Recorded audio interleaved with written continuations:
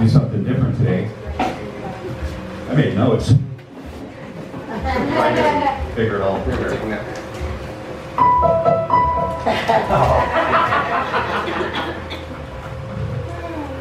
I'm going to make a segue between two scriptures.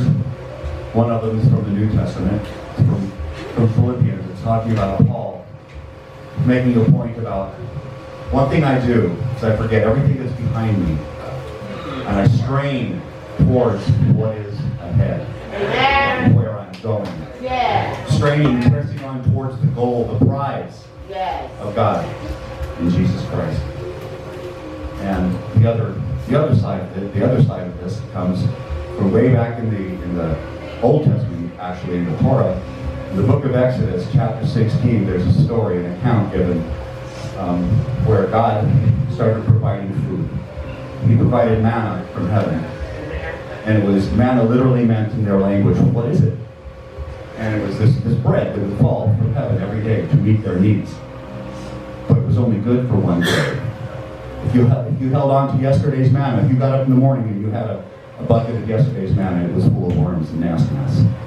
The beauty of God's provision was there fresh every day. It didn't need to be hoarded or hung on to. Right. One of the traps we have in this spiritual journey is we try to hold on to past revelation. Every day, Papa has something amazing for us. We're walking along, look at this. Oh my gosh, look at this every day. So you pick it up and you learn the lesson, and you get your mind and your heart become more and more open. You become more revealed by revelation. That's right. And God's revelation is like manna. It's fresh every day.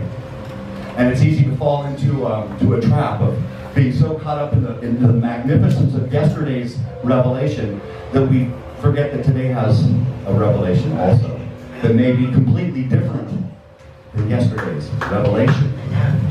We've got to let everything from the past go. Even the things that we hold on to and think are wonderful.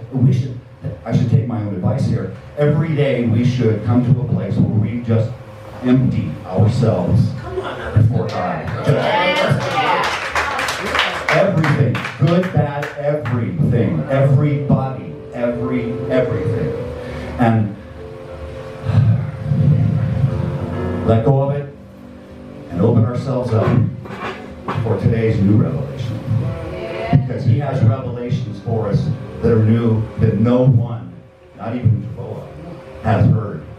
There are amazing works of finance, of healings. There are amazing things just waiting to bust out. And it comes in our daily revelation. The wonderful things that happened yesterday are nothing compared to what today's revelation can be. And tomorrow's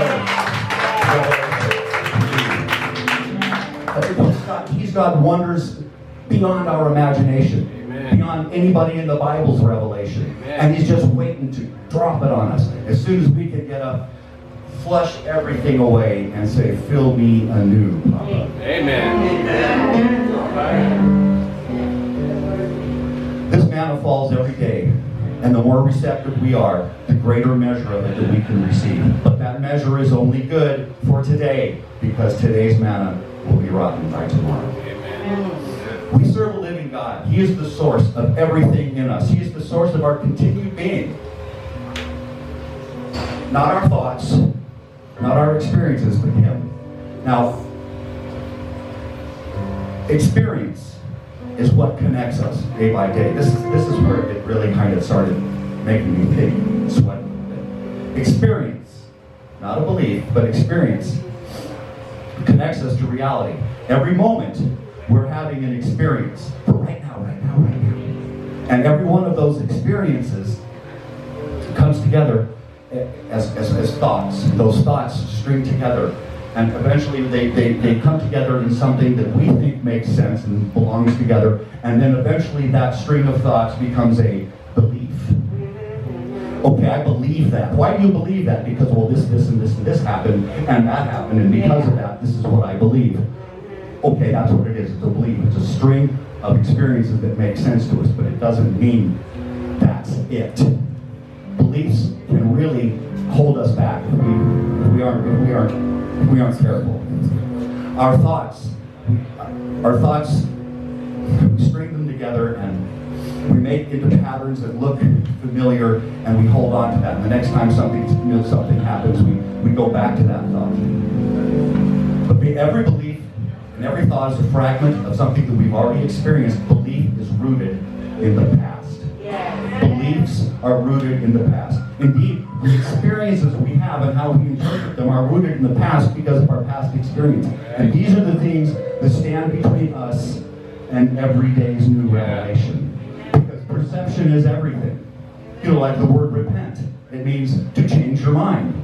Change your perception. Every day, every step, we need to let go of the past. Let go of the past. It's like breathing, like the Spirit when it flows.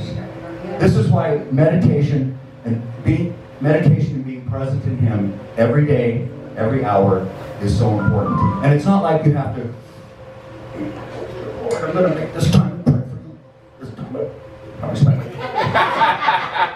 It's not like that at all. So my prayer life is pretty much non-stop. I have this ongoing conversation with Papa. We talk about this, we talk about that, he talks about this, he makes fun of me over that. There you go. It's ongoing. But then there are times where I do get quiet in my prayer closet, concentrate on Him, and I attempt. I have not yet perfected it, but I attempt to flush it all away. Just let it all go, and let Papa flow in with everything new. Amen. Amen. That's good word.